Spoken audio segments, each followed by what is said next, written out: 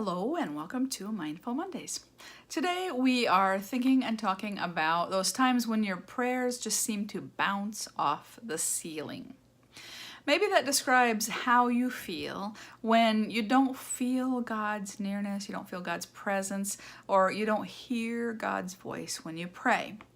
Or maybe it's a measure for you of unanswered prayer, like you've been asking God for this thing that's important to you over and over for such a long time, and you see no result, you see no answer, you see no hint of an answer, and that's why it feels like your prayers are just bouncing off the ceiling. So, what's a person to do when prayer goes like this? If you can't find any place of feeling God's presence or hearing God's voice, my suggestion is that it's possible, it's not the only answer, but it's possible that you need to help yourself get into that zone.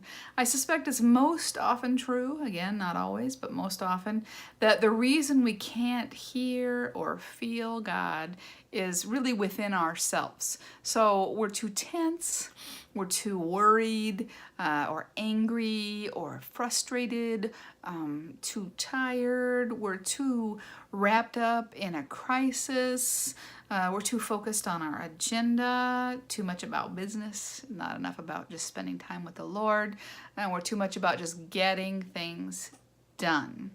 So this can happen not just in our relationship with God, but really it can happen, you may have experienced it in relationships with spouses or significant others or, friends, just anyone, children, anyone who's important in your life. If you get too wound up in the business of getting things done or your preoccupation with troubles or challenges, then we can forget to tend to the relationship, and then we can get really bad at hearing each other, at seeing each other, at understanding each other.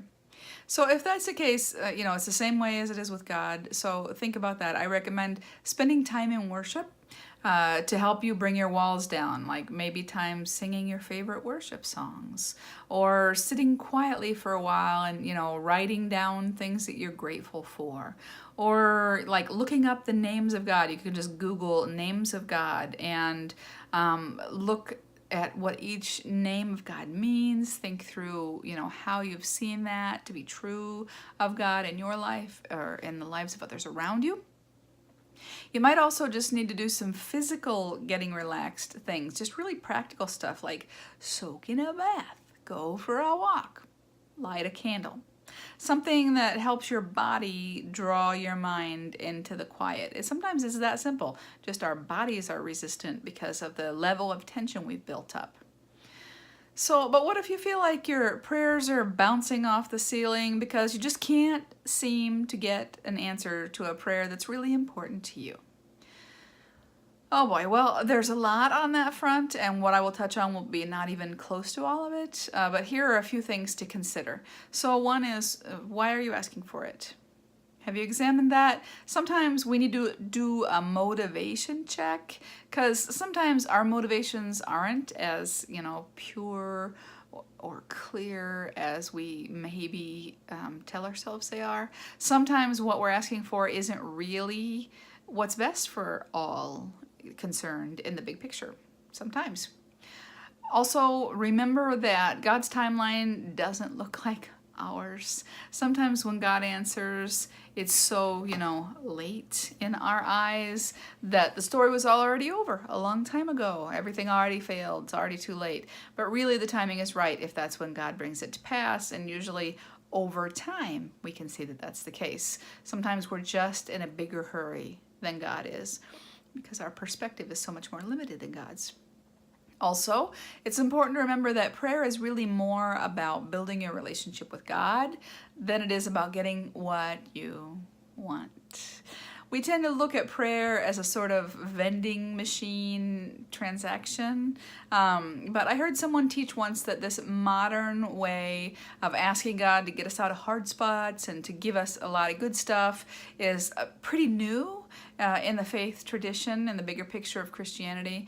This person said that historically it was more understood that God promises simply to be with us in the midst of it.